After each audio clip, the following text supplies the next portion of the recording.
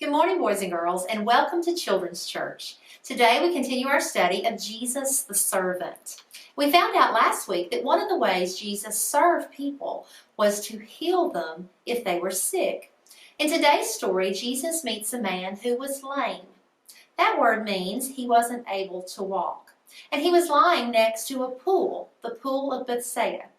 When the man was hoping to get into the water, someone always got in front of him, and he was not able to get there. So Jesus asked him, "What do you want to happen? Would you like to be whole? Would you like to be healed?" And the man said, "Yes." Jesus told him, "Get up, pick up your mat, and walk." Do you think the man obeyed Jesus? Yes, he did. He got up, he picked up his mat, and he walked. He obeyed what the Lord told him to do, and he was healed. Now, it seems strange to me that someone would be upset about a man being healed, but the Jewish leaders were. They said that that man was breaking the law. He shouldn't be carrying a mat on the Sabbath day. Now, let's see how the man handles the situation. Hey friends, I'm Megan. And I'm Jessie. Jessie, how are your swimming lessons going? Okay. Just okay? Yeah, I'm a little scared of the water. On the very first day when I was going down the stairs into the pool, another kid knocked me over and I fell in. I did not like that. Oh, goodness. I'm really sorry, Jessie. In today's Bible story, a man who was not able to walk was trying to get in a pool, but people kept going in front of him. Oh no, I hope he didn't fall over like I did. He didn't. Listen to the story to hear how Jesus helped the man.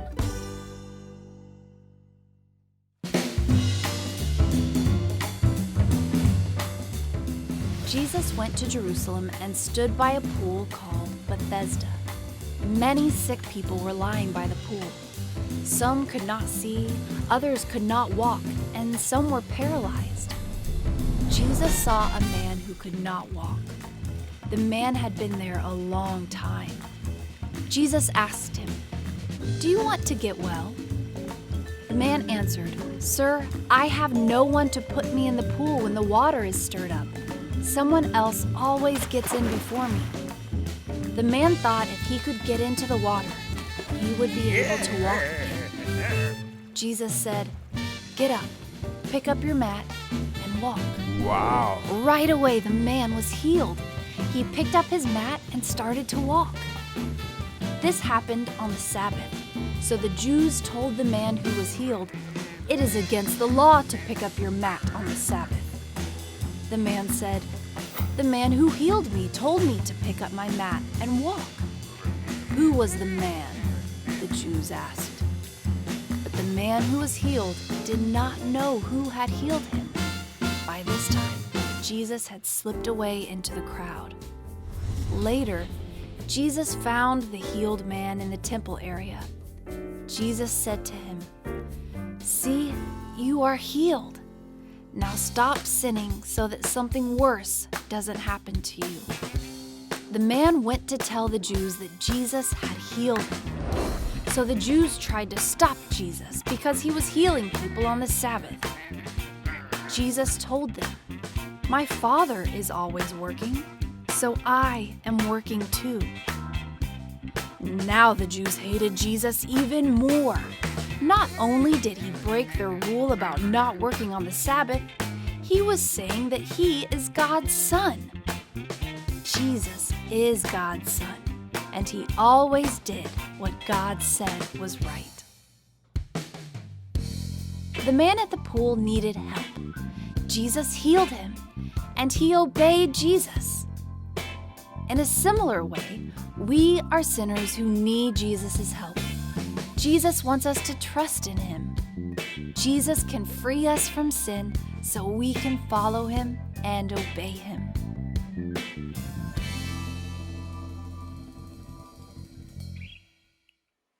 All right, boys and girls, that's an interesting story. Let's see how well you were listening. I have a few questions for you. Number one, whom did Jesus meet by the pool? That's right, a man who was lame, and that means he could not walk. Number 2, what did Jesus do for the man? Yes, he did what being a servant was like. He healed the man. Very good. Number 3, what did the man do after Jesus healed him? That's right, he obeyed Jesus. He got up, he picked up his mat, and he walked, just like Jesus told him to do. Number 4, why were the Jewish leaders angry with Jesus? Well, they said that he broke the rule about not working on the Sabbath. And even more, he said he was God's son, and that made them very angry. But was that true, boys and girls? Yes, it was. Jesus is God's son. Now for our big picture question. Number 5, why did God create people? Now remember, there are 2 sign language signs for this answer. It's love and give him glory. So let's say the answer. God created people to love him and to give him glory. That's how we should live our lives, boys and girls, to love God and to give him glory in everything that we do. I know that man certainly loved Jesus for what he did for him, and he was glorifying him for what he did for him as well. Jesus told him that he should be thankful and to stop sinning and be thankful for his healing. Now today, boys and girls, if you'd like to read this story with your family, you can find it in the book of John, chapter 5. And it's a wonderful story, along with many other stories of where Jesus healed people. That's one of the ways that he served people here on earth, is he healed them. Now, boys and girls, I hope you'll take some time to read this story with your family, and I hope you have a wonderful day, and I hope to see you very soon.